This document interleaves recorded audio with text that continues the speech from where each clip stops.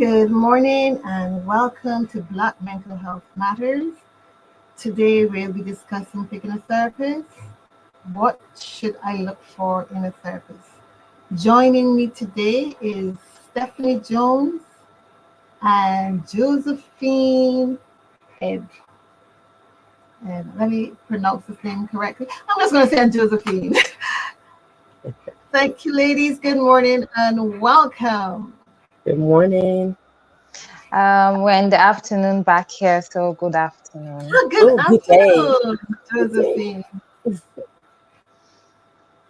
Thank you, ladies, for joining me today to discuss picking a therapist and what we should look for in a therapist.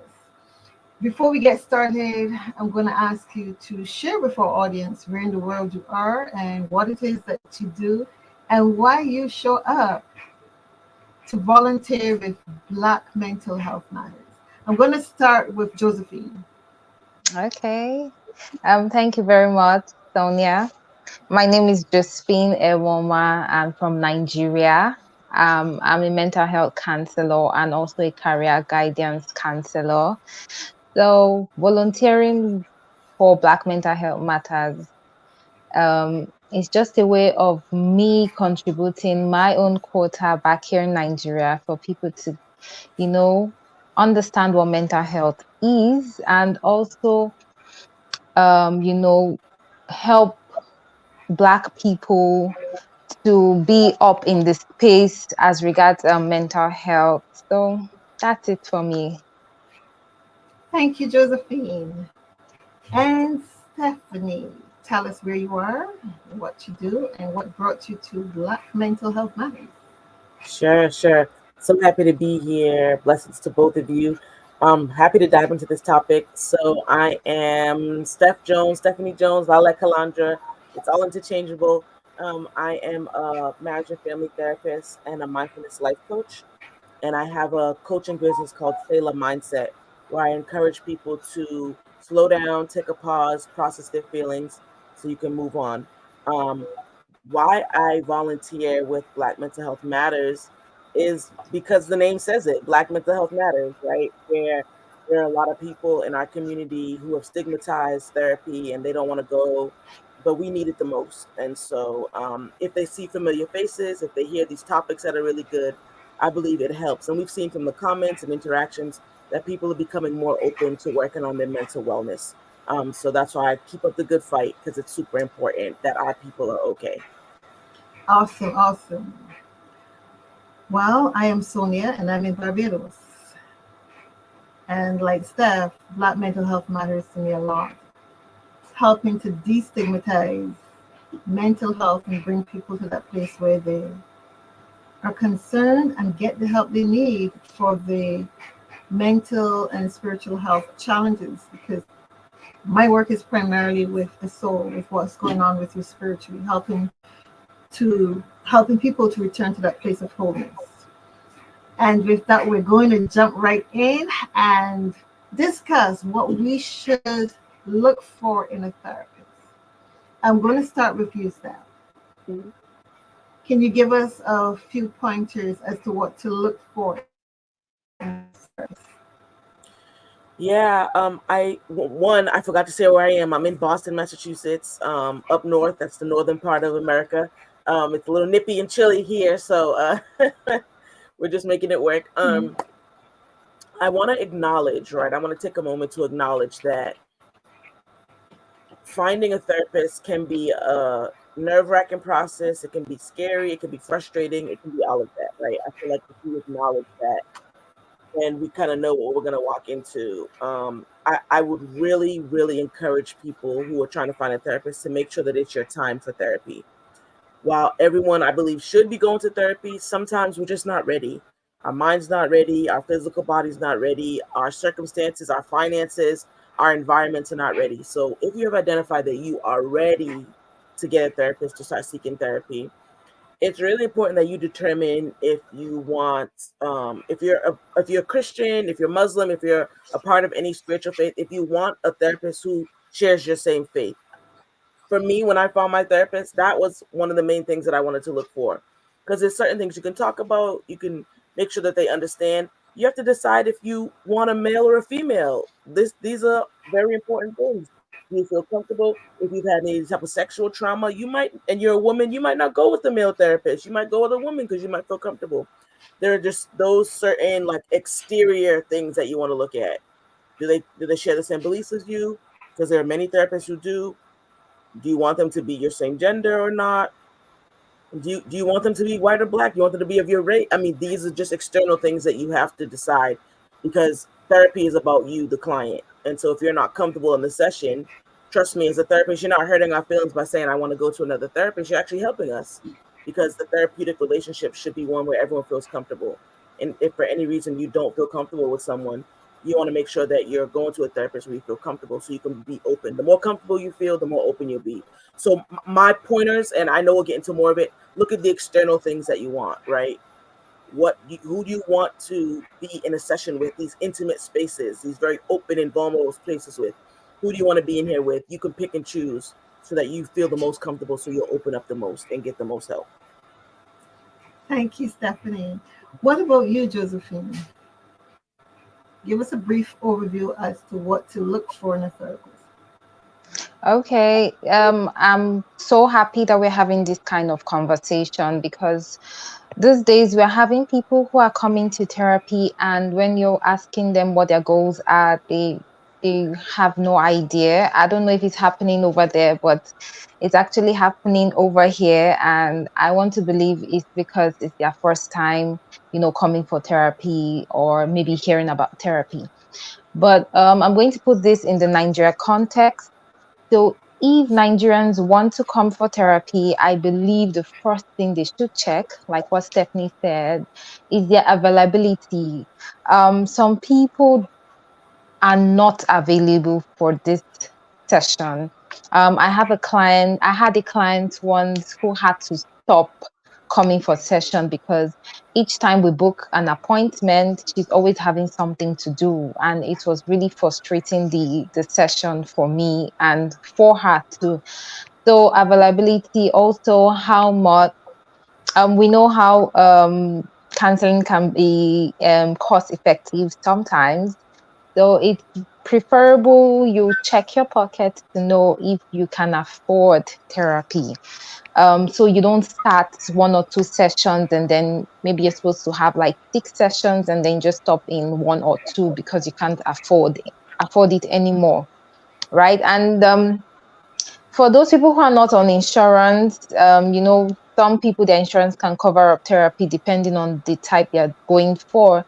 But for those who do not, I would suggest maybe there are other organizations offering free counseling sessions. So I believe maybe they can go into something like that to help them now. But for now, this is all I can say, because Stephanie has already said more, and I do agree with what she said. Awesome. Thank you, Josephine. Stephanie, earlier you said that if a person has suffered from sexual trauma, they may not want to go to a therapist who triggers that trauma.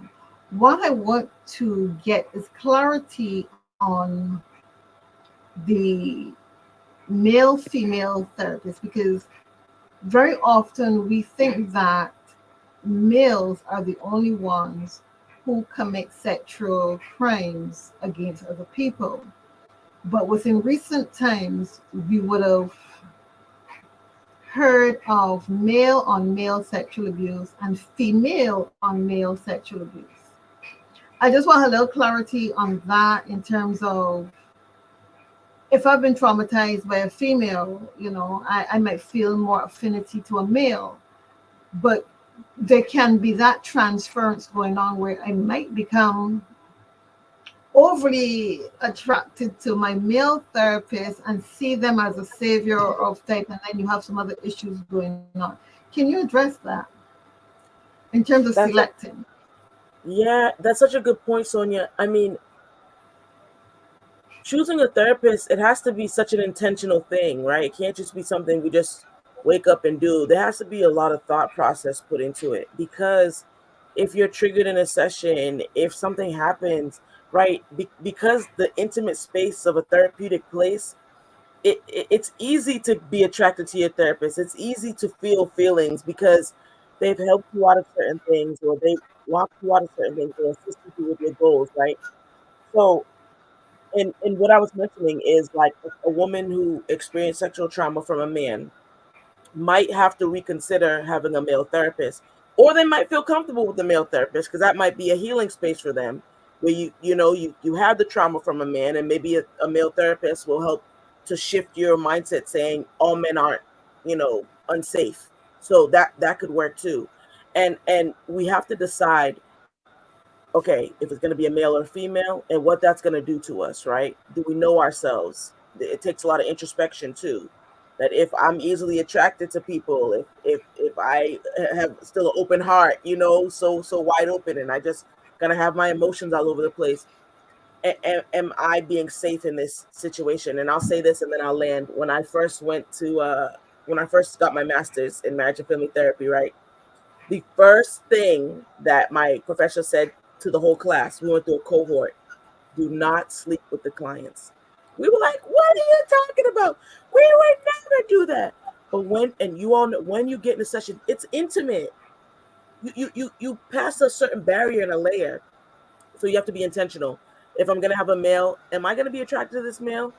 And if I'm a male, if I have a female, am I going to be attracted because I'm in an intimate space? I'm in an unhealed space. So I love that. It's just intentionality. We have to really think about who we want as a therapist, because so many doors and avenues are opened up. And that raises the point of ethics in the practice of any kind of where you're meeting with clients, ethics. I'm going to ask Josephine to handle this question. How does ethics come in when we're choosing a therapist? Okay, thank you, Sonia. Uh, During my own class, as a master's student too, we had this lecturer who was trying to tell us about ethics, confidentiality, code of ethics as a counselor and things like that. Um, I had issues with the fact that as counselors, there's sometimes you have trouble with a particular client trying to understand their situation and give recommendation. And I was in that dilemma of, should I discuss this with a fellow counselor and things like that? Or how will my client get to see me? Will he or she be comfortable, you know, hearing or even imagining that her counselor is talking to another fellow counselor or someone else about their issue? So I had issues with that. But then, sorry about that noise. But then, when it comes to ethics, we've been told times without number to keep things really confidential. And for me, I decided to say, okay, if I'm having issues, right, and I do not want to disclose what this client has said to me, maybe I'll just get to use Google, or I get to reframe the question asking some random person what they think about a certain issue. Through that way, I get to have leverage, because I'm not going to lie, we don't know all the answers all the time. So for ethics, yes, a client has to even go, like, have an understanding of the expectation as regards professionalism from their therapies, right? Gone are those days when maybe clients come with no clue of what to expect in sessions, or have no clue of what to expect concerning the counselor, and then everything is just the session is just done like that. No, gone are those days. This time around, clients have to be aware that there's a professionalism ability of a counselor, and it should be expected from the client. Also, we shouldn't breach confidentiality, maybe by talking to someone, or even talking to the client's parents or loved ones, right? But there's also another issue of when it has to do with harm, or when a client comes to tell you about some, maybe quote unquote, try to kill someone or harm someone, oh, I'm so sorry, we have to break confidentiality when it gets to that one, because we are trying to help another person here, and also help the client not to go to jail. So definitely we can bridge confidentiality when it gets to that. In listening to you, this question came to mind. I'm looking for a therapist, and there are lots of therapists out there, and they all have different specialties. I might not be aware of what my real issue is. Should I interview my potential therapist? I'm hiring a therapist. Should I interview my potential therapist? Either one of you can answer, or both of you can answer and give you the two different perspectives. Who wants to go first? Yeah, I'll jump in really quick. That's a great question, right? I like when therapists give like a consultation before you start a session or anything. You just go for a consultation. It's greatly. Sometimes therapists have it for free, or sometimes you have it greatly reduced from what your normal session would be. I think you should interview your therapist, your potential therapist, because you want to make sure it's the right fit. Just like when you're looking for a new job, you kind of do your research, you look up the company, you see what's going on, you might do some investigation, because you're going to be in this session with this therapist for a while or for a short amount of time, however long. It's going to get intimate, it's going to get deep, you might cry, it might get emotional. You want to make sure that it's the right fit. Now, how do you interview your therapist? I think it's good from my perspective to just ask certain questions. When you mention your goals, Josephine mentioned goals. When you recognize what your goals are for therapy, and you mention your goals, and you just talk with your therapist about how they would help you achieve those goals, that's a conversation that it's okay to have. And should what they're saying not align with maybe the way you want it, or when you're doing your research, something is, just not settling in your spirit, or just not sounding right, it's perfectly fine to find someone else. But then on the flip side, I'll say this really quick. You want to make sure that you're not too picky, because then it becomes an excuse not to be in therapy, right? So we're mindful of all avenues. Oh no, this wasn't a good fit. No, I don't want this. Then we start therapist hopping, and we never really get the help we need. So it's kind of that delicate balance. Thank you, Stephanie. I like what you've said, that you can become indecisive if you have too many options. Yeah, you can become indecisive. I remember going to a doctor once. It was recommended, specialist. And when I walked into his office, I didn't feel welcome. I didn't feel that, and I left without getting the treatment that I needed. And that was for a physical ailment. I just left because I didn't feel his spirit. There was no connection. And what I want from anyone who I'm dealing with, whether it is a medical doctor or a psychologist, psychiatrist, anyone that I'm dealing with, I want to feel that sense of connection, that we are going to be one in any treatment plan that is being given to me, so that I can feel comfortable, I can feel safe in discussing things with you. I can be as vulnerable as I want to be without feeling embarrassed.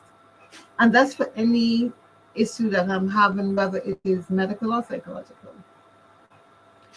And on the question of ethics, I heard what you said, Josephine, about confidentiality, but are there any other areas where ethics can be breached other than confidentiality?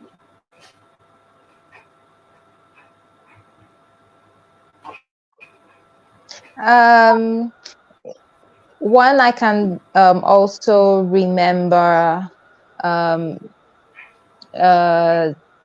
think it has to do with judgmental. Mm-hmm. So yes, I'm going to give a scenario. So I've worked with different sets of people. the ones who are aware. And I believe this aware people are people who have, trained themselves over time, maybe get a good education, know what to expect from people.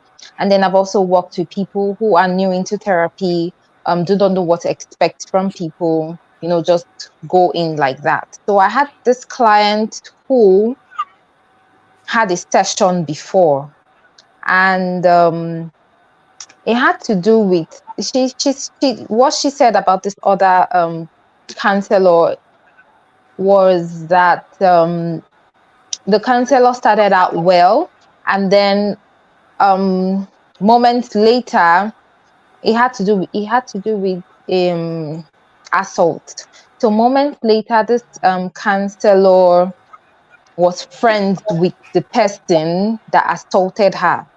And then I don't know how the session was going. And then she felt the counselor was judging her, because I think, yes, she brought up the topic that, oh, I can see you're now friends with the person who assaulted me and things like that. And then, you know, the counselor said, I wasn't listening. So what she said she felt judged. Maybe the counselor said something like, oh, you were the one that threw yourself at him. I've spoken to him and he doesn't seem that way. Now, this is something a counselor shouldn't do, right? And it's very, very tricky, to be in such as a counselor, to be in such space. So um ethically, counselors are not supposed to be judgmental.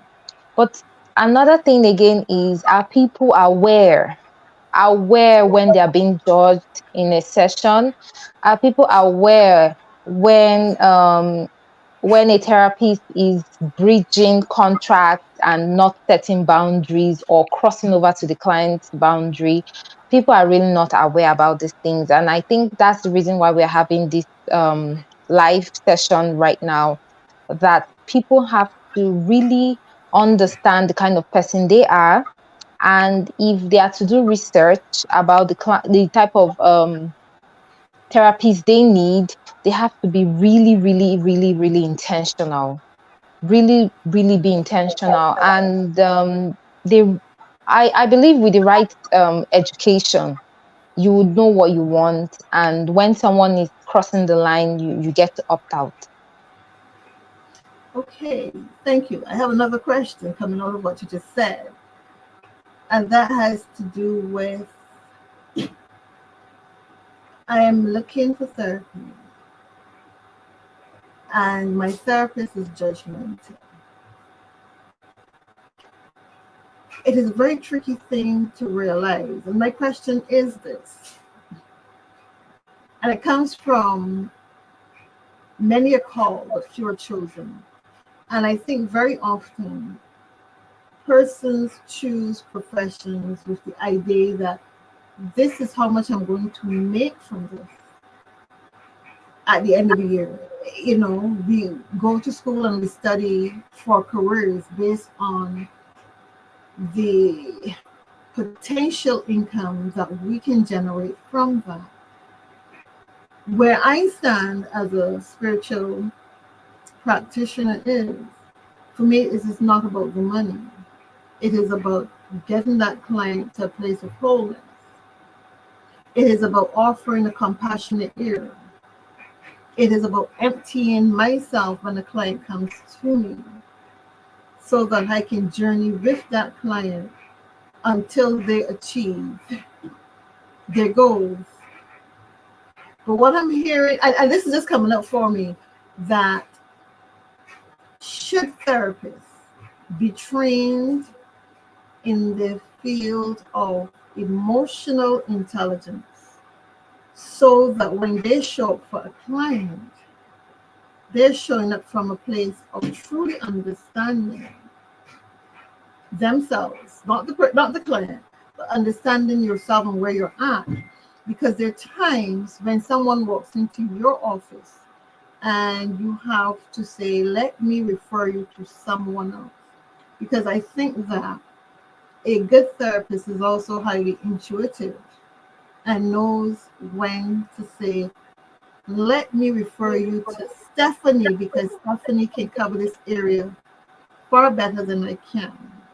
Rather than saying, well, this client represents another $5,000 this month or based on what you're charging.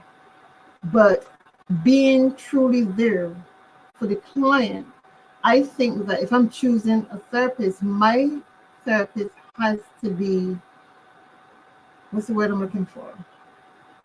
Not client sensitive, but client oriented, about me as a person, about really helping me, because each client that we help to return to wholeness means that we're helping humanity return to that place of wholeness. I'm going to ask Stephanie to add to that. Yeah, that's good. I mean, I'm loving this conversation. It just, as many times as you talk about it or hear about it, it's just new things that come up all the time.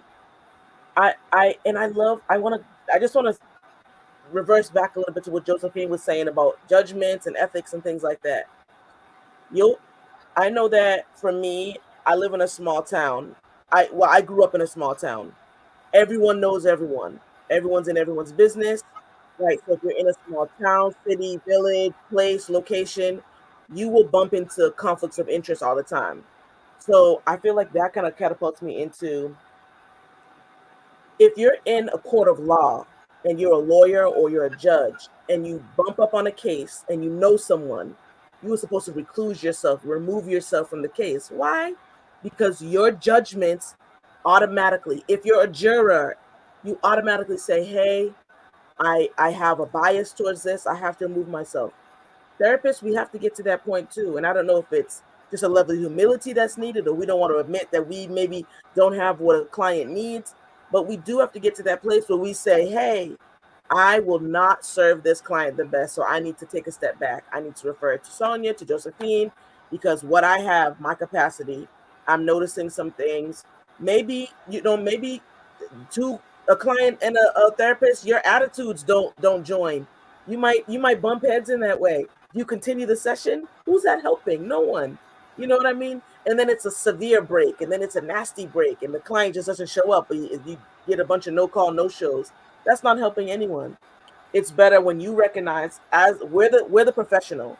And even though it might be two adults, I see a lot of children too. But if I'm dealing with an adult, I'm the professional. So the onus is on me, the therapist, to say, hey, I can tell that maybe this client, therapist relationship isn't flowing the way that we want to. Maybe it might be best to seek another therapist. And I would never leave someone out there. You say, hey, this is the person that I would refer.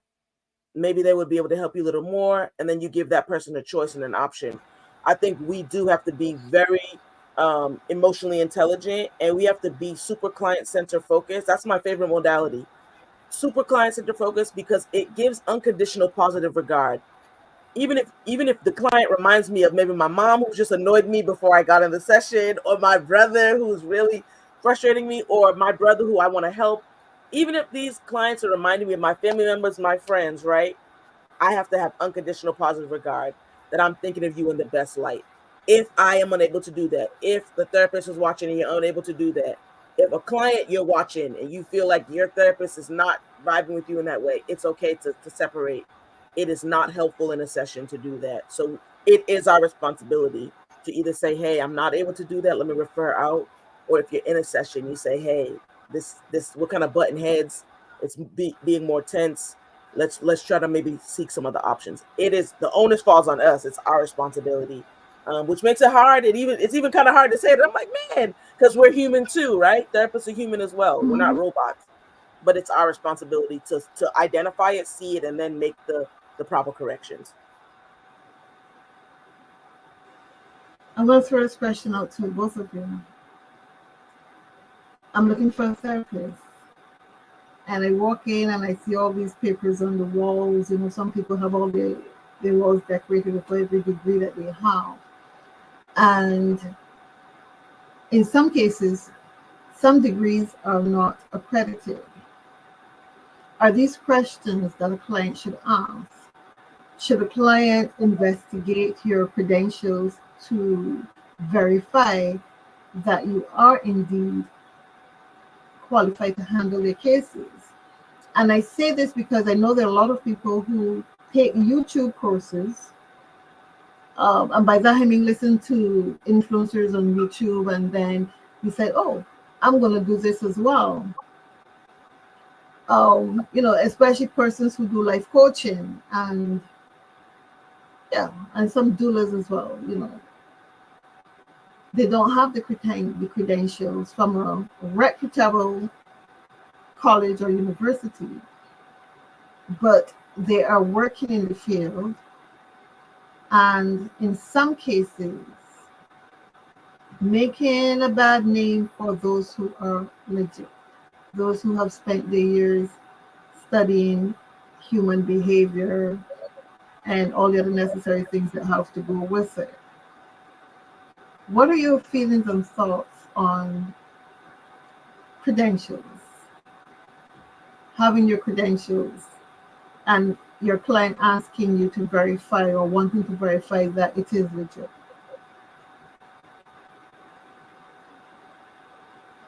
Either one of you can go first. Okay, let me say something about this because I've had an experience.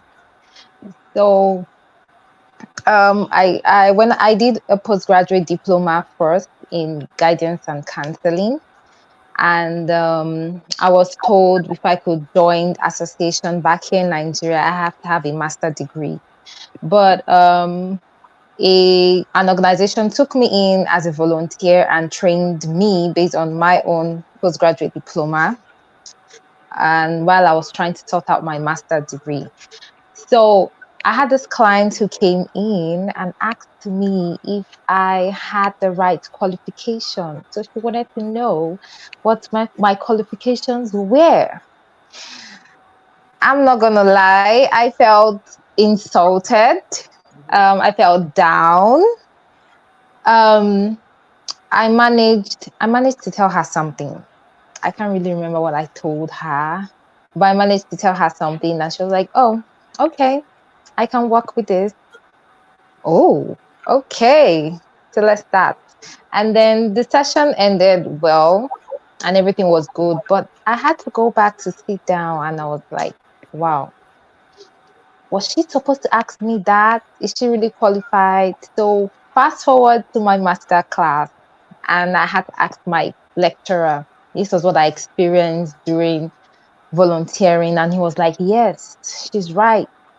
She was supposed to ask."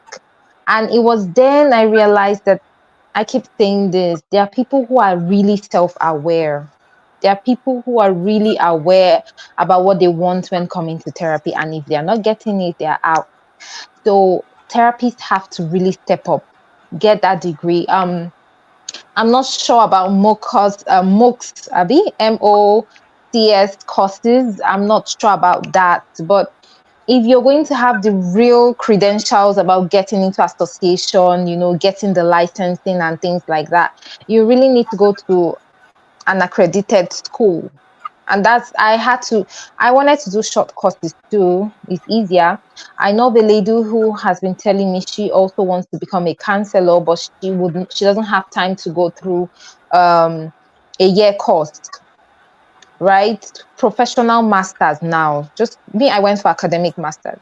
So professional masters, which is a year back here in Nigeria, she said she doesn't have that luxury of time. She just wants 3 months. And I'm like, okay, I don't know about that, but I know that I've been in a situation where someone is really asking me for my qualification and wanting to know where I stand.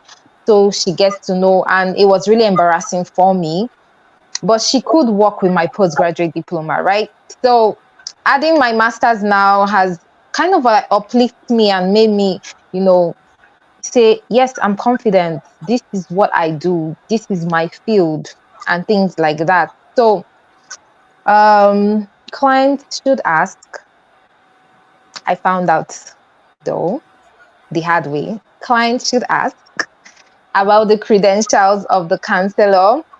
After her, I've never had any client ask me, but if a client wants to ask me now, I'm very confident to tell them about my degrees and my associations and also what I do as regards mental health. I'm confident now. But yes, clients should ask. But it's the ones that are really aware that usually ask.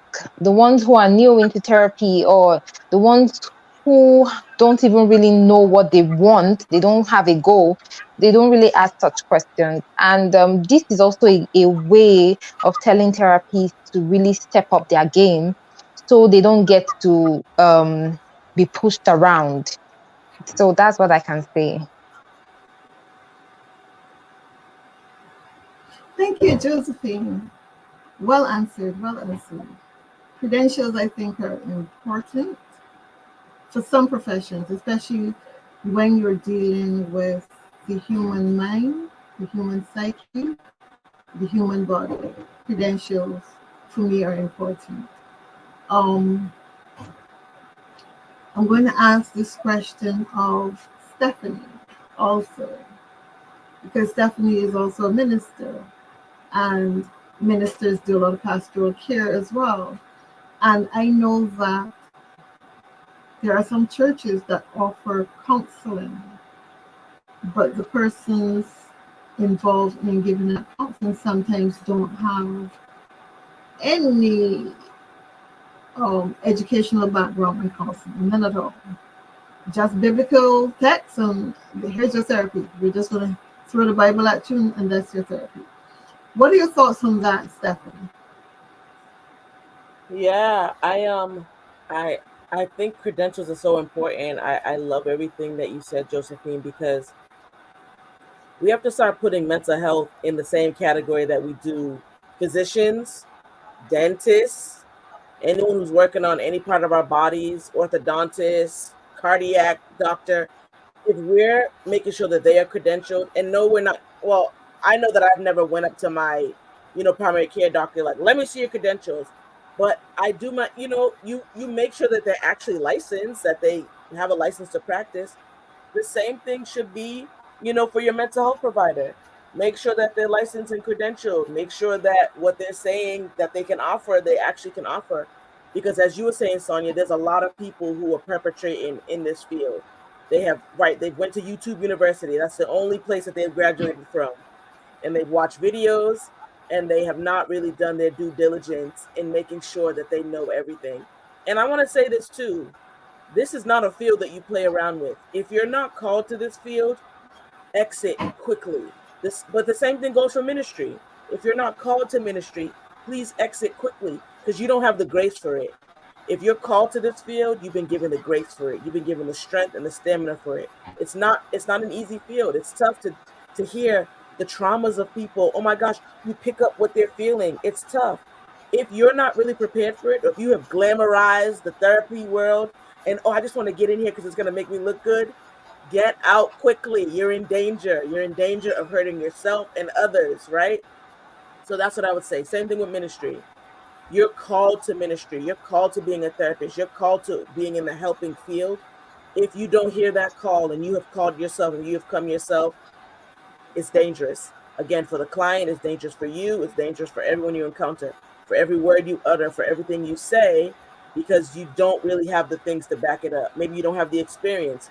Maybe you haven't sat through a grueling master's program and done your internship.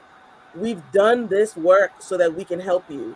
So you want to make sure that the therapist that you're going to, if you're looking for a therapist, it's okay to ask them about their credentials, because you want to make sure this person is working with my mind. Again, you would not go to a physician if they have not gone through their schooling, through their 8 years of medical school. You would not go to them. Don't go to a therapist who has not done their due diligence and gotten all this stuff. And even now we're taking it to church, or in a spiritual sense. Those who offer pastoral counseling, right? And I'm trying to work on this in my neck of the woods, where we are making sure just to give them at least a brief synopsis of some of the major mental health issues or concerns that they could see in the congregation, in the church, or wherever you're worshiping, right? Because to offer pastoral care without being prepared to receive the onslaught of emotions and things that can happen, that's dangerous too. If you're going to offer counseling, at least be knowledgeable of the mental health things. If you're well versed in spiritual things and you know what to look out for, and then you tap into the emotions and you're unprepared, It's damaging for everyone. It's damaging for everyone. Pastors and lay ministers and bishops, apostles, get licensed people, get those who have done the work in the mental health field in your places of worship, so that you guys can combine together and help cut the congregation out, help each other out. It's not safe to just be out here offering counseling without a true understanding and knowledge of it. I think back in the day, you would go to your pastor for any emotional thing. You would go for marriage counseling. We don't have to do that anymore. We have people right in these places of worship who have the credentials. Use them, because we went through these programs for you to make sure that we're able to help you. So use us because we have the backing for it. Thank you, Stephanie. Mm-hmm. Now, the three of us here work with people who have experienced trauma, going through trauma. And as you said earlier, Stephanie, we've taken a lot. We've taken a lot. And what I want the audience to take away is that therapists also work with therapists. I go for therapy. I have at least three different types of therapists in my life. Yeah, because you're working with so many different types of issues. So I find it very helpful to have someone, someone's people that I can talk to. And because of the nature of what I do as a spiritual therapist, usually that is another spiritual therapist that I go to, that I'll sit with for an hour, maybe 90 minutes, and have them work with me on the things that are challenging me. Um, I'm going to ask this question because I believe that even as counselors and therapists, that you too have your core of therapists that you work with, that you go to when things are not feeling so good for you. And what I want to find out from you, what makes you select the therapist that you're working with? What is unique? What does that therapist bring to you that you can share so that the audience knows, well, look, when I hire a therapist, this is the quality, or sorry, these are the qualities that this therapist is bringing to the table for me. We'll start with you, Steph. Yeah. Oh, yep. I'll jump in. So, currently I have a therapist. He's actually a Nigerian man. I know, right? I'm like, come on, Nigeria. Love it. Love it. Magic to the world. I love it. So, when I was looking for my therapist, I've only ever had male therapists because I need to hear things in a certain way. And I'm a woman, I'm all woman. But for me, what I needed to go to therapy for, I needed to hear it from a male perspective. Could I have gotten it from a woman? I believe yes, but in my experience of what I needed, I know that I wanted a male therapist and have only had male therapists because that's what worked for me. My therapist is a Christian because that is the faith that I am in.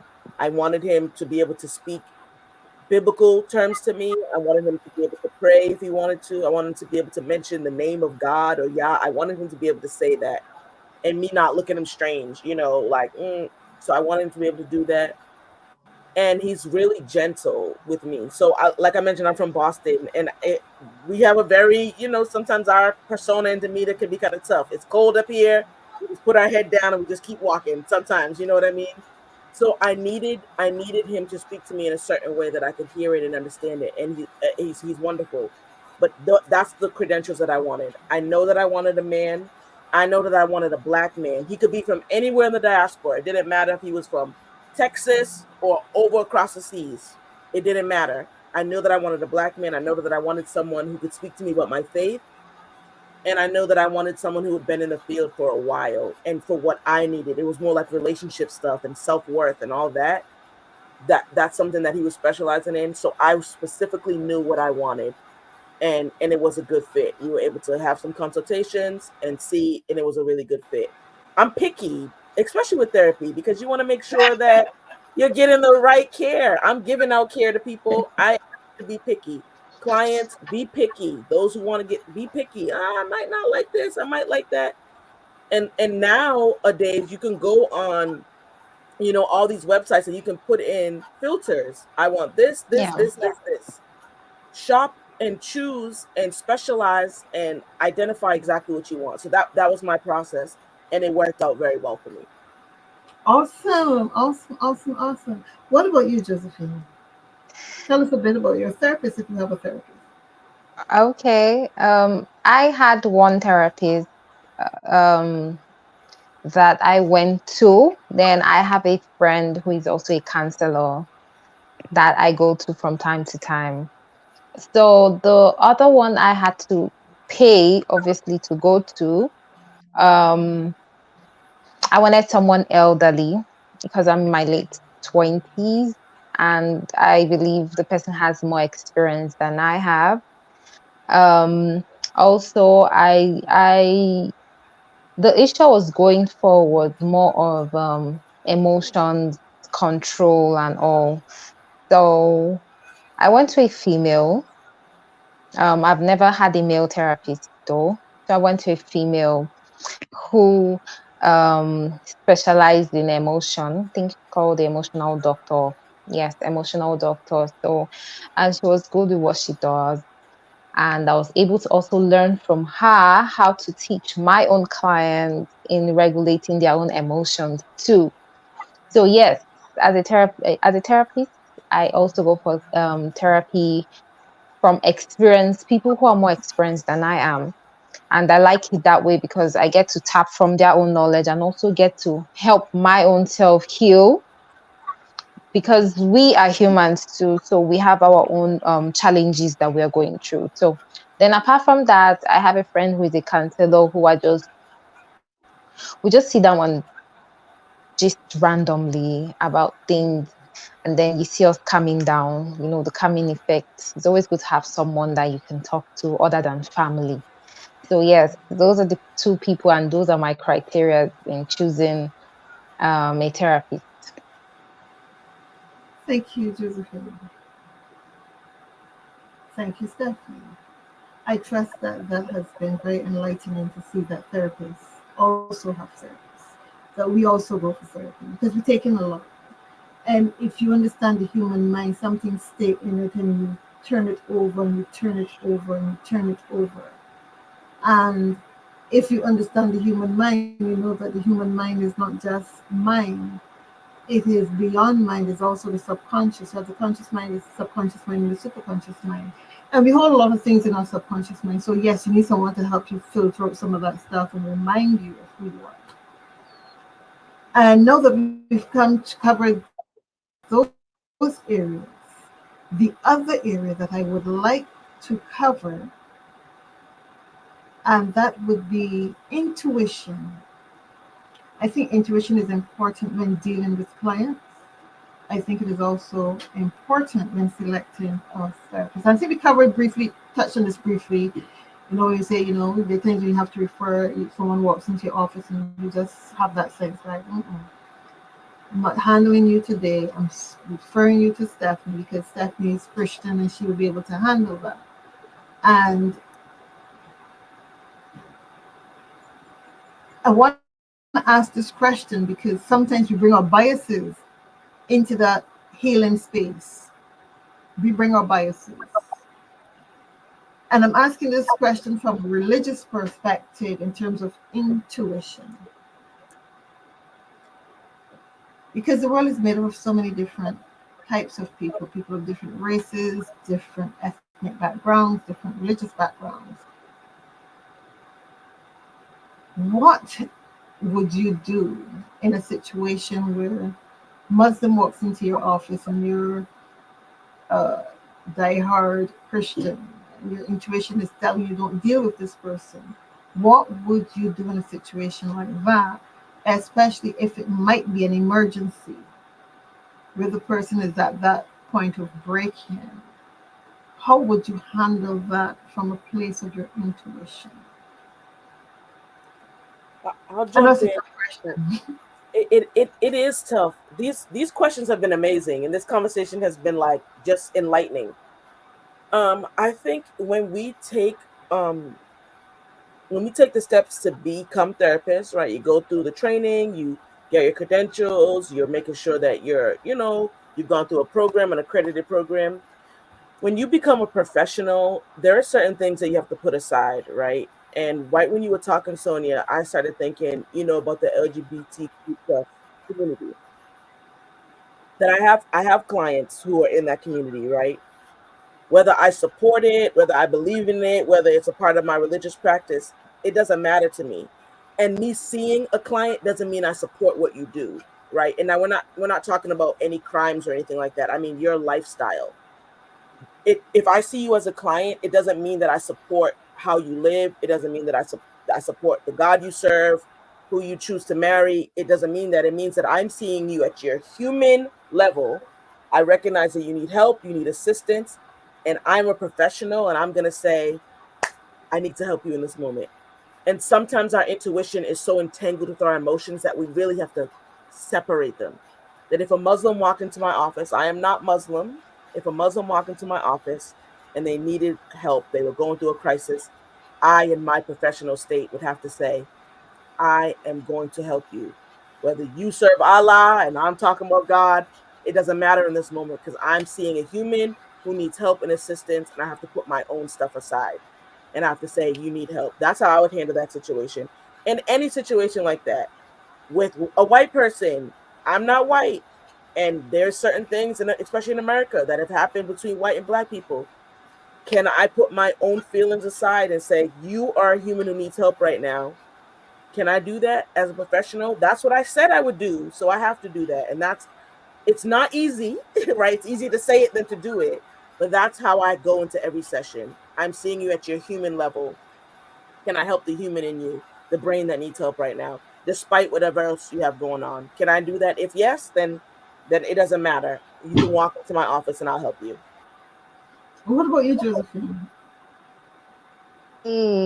Yes. No, that's good. Thank you so much, Stephanie, for saying what you just said as regards Muslim.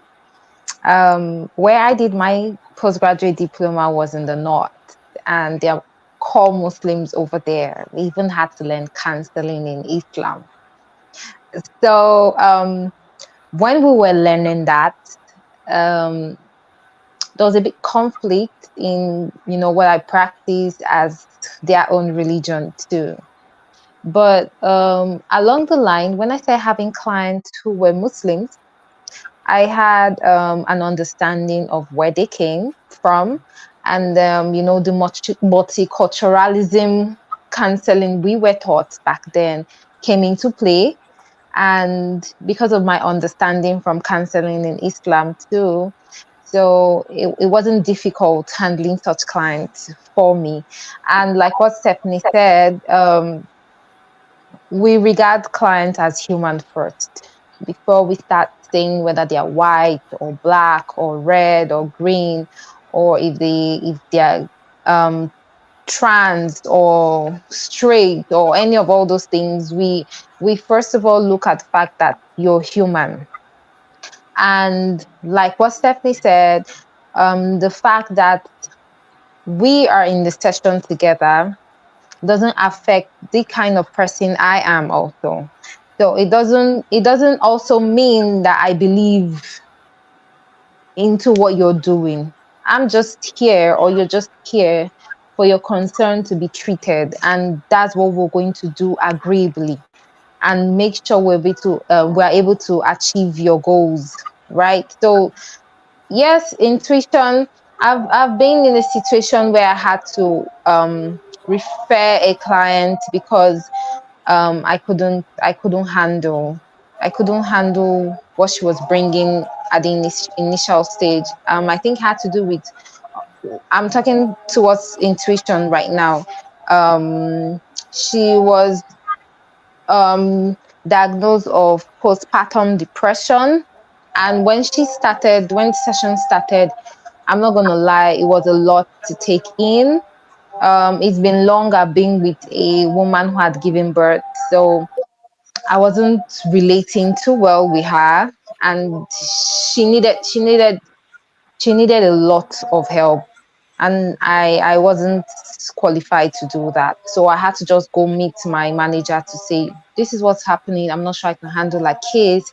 I believe she needs referral or something like that. And then I told her about the referral and she agreed, and the problem was solved. Right. So yes, um, if it if a client comes and realizes that based on intuition they don't feel they can be with this therapist, they can opt and leave. They can change their therapist. It's not a do or die affair, right? And we are saying all this so that clients can be aware that they have choices to make. The fact that yes, we're all coming as professionals and we are saying that with one voice that Black community have to respect their mental health, it doesn't mean all counselors or therapists are the same. It doesn't mean so. You have the right to choose. So that's all I have to say. Thank you so much. We are almost on top of the hour. And in as much as I would like to go on and talk about transparency of the therapist and all the other wonderful things that a therapist should possess, I'm going to honor our time here, and I'm going to ask you both to give just a brief conclusion of what should I look for in a therapist when I'm selecting a therapist. And I'm going to start with Josephine. Okay, thank you. Um, Personally, I'm going to be telling people who are watching right now that you have the right to choose. You have the right to make your research, right? And then before you start doing your research, make sure you have your own goals and a bit understanding of yourself, right? And this way it makes the session go smoothly. You have the right to ask your therapist about her credentials or his credentials. You have the right to ask. Do not be afraid, right? This is someone you're coming for a session to understand yourself, your emotions and your feelings, and having a closed mind and a closed mouth wouldn't help with that. So you have the right to ask questions. If you do not feel comfortable, you can opt out. Also ask about the payment plan. Yes, I can't believe I'm going to forget about that. Ask about the payment plan. So yes, most organizations help you with your budget and say, okay, this is what I feel after consultation. This is what I feel would be able to cover up for the money you have and things like that. Some counseling organization offer they have different offers. There's an amount, certain amount of money for 4 sessions or 5 sessions or 3 months or even group therapy. So make your research and ask questions. You're free to ask your therapist any question. So that's what I can say. Thank you. And thank you for bringing in that payment plan, because payment is very important. Yes. Josephine, over to you. Yeah, just briefly, I mean, I echo what Josephine said. You have to make sure that before you even start the search, that you search inside yourself to make sure you're ready for this process. You don't want to waste anyone's time. You don't want to waste your time or your future therapist's time. Make sure that you are at the right spot for therapy. And that's physically, mentally, emotionally, financially. Make sure, right, that you are able to afford everything. And be picky. I think that's what I'll say. Be very picky. Be picky, but not too picky.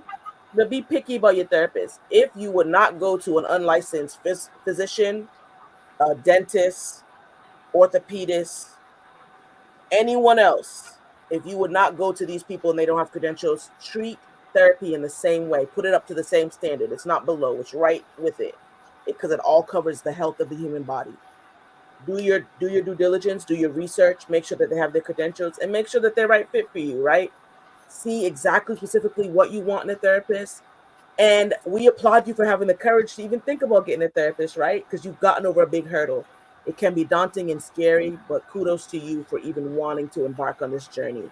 It's a healing journey, it's a wellness journey. Kudos to you. Good job that you want to be here. So be picky about it. You've gotten over this hurdle. You've made excuses. No, yes, no, yes. If you're here, be picky so that you're in a good session with those who can help you and a therapist just right for you. Okay, we're not quite finished. There's a question that was posed, and I want to put it out there. So this is the question from Tatanisia Dinish. How do you do this when a therapist is by the state and not private practice? And that question would have come in a few minutes ago. Is that about credentials, maybe, or? I think it's about, I'm not sure. I'm not sure. I was so engrossed in the conversation that I hadn't been monitoring the comments. And I apologize to that, viewers.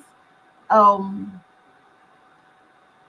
but I believe that this is to do with credentials based on the question.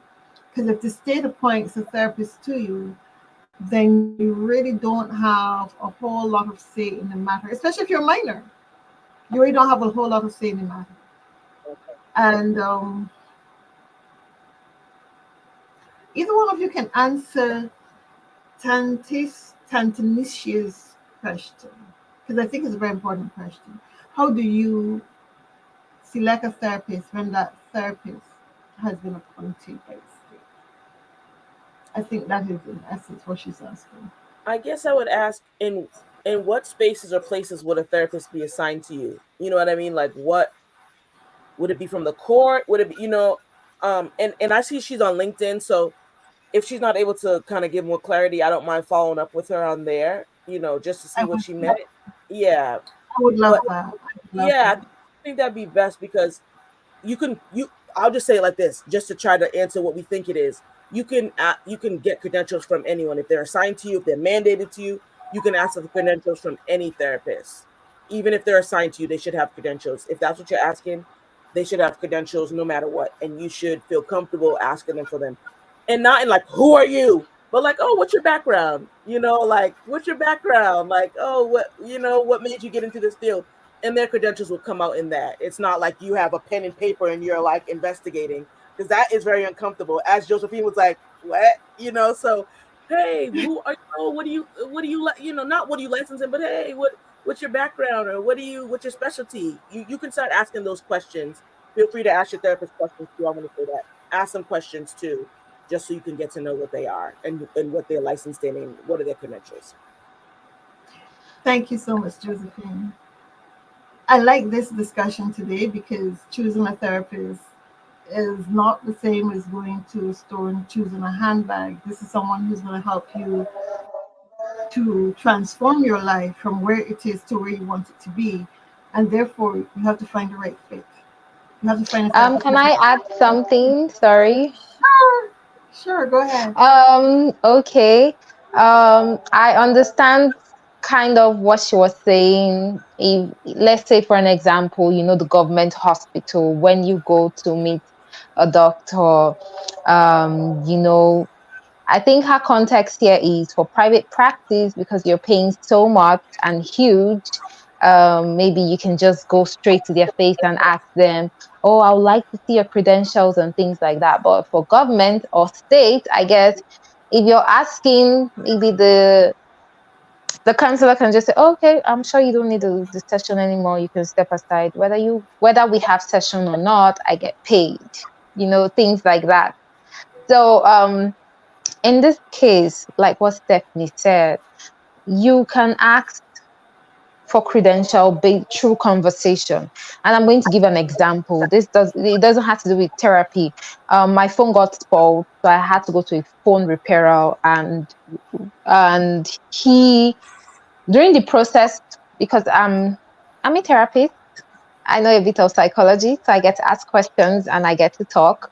So you don't spoil my phone no more, Mm-hmm. things like that. And then I was like, wow, I see how diligent you are in doing this. Did you go to any school, to learn this? And he was like, yes, see my certificate. And I saw something hung on the wall and I was like, wow, it said yes. And then he went further to tell me how he has been in this role for 5 years. And after that, his master, that's the person he worked under, gave him freedom. That's what we call it over here in Nigeria, to, go and explore. He came back to work for his master for extra 1 year without pay. And then when he was done, his father was able to loan him money for him to open shop. And that's how he started. Right. And then he also told me that he had a degree, and he showed me his certificate.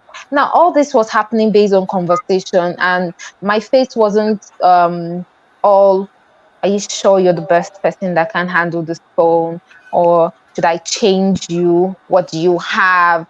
I'm not sure you can handle this phone based on the way you're doing. No, I didn't have such attitude. It was just conversation, right? And he was at ease, obviously, and then he explained himself. So you can do that for both state and private practice, right? So that the journey towards in the session will be smooth. I hope I've been able to answer her question. I trust that you have. With both perspectives, I think we're not going to go with either right or wrong, but know that the perspectives of both of you matters. Um, yeah, I would say that the perspectives matter. And I would like to close our session out by saying thank you to the audience, and thank you, Josephine. Thank you, Stephanie. Um, just knowing that choosing a therapist is not anyone will do. You have to find the right fit. You have to find a safe place, a place where you can be as vulnerable as you want to be, and know that whatever you say in your therapist's office stays in your therapist's office, and that you heal from the moment. The healing process starts from the moment that you walk into that office, because it is where you want to be, and you've made a conscious decision to be there. And I trust that if there are therapists online listening, that we've been able to help you to in processing what it is you're bringing to the table for your clients. Because at the end of the day, it is about the client. It's about healing humanity, one mind at a time. And with that, I'm going to wish you all a blessed new year. And I look forward to working with you in 2024. Have a wonderful afternoon, ladies. Thank you, audience, for Bye. joining us. This has been Black Mental Health Matters. Thank you all. Until.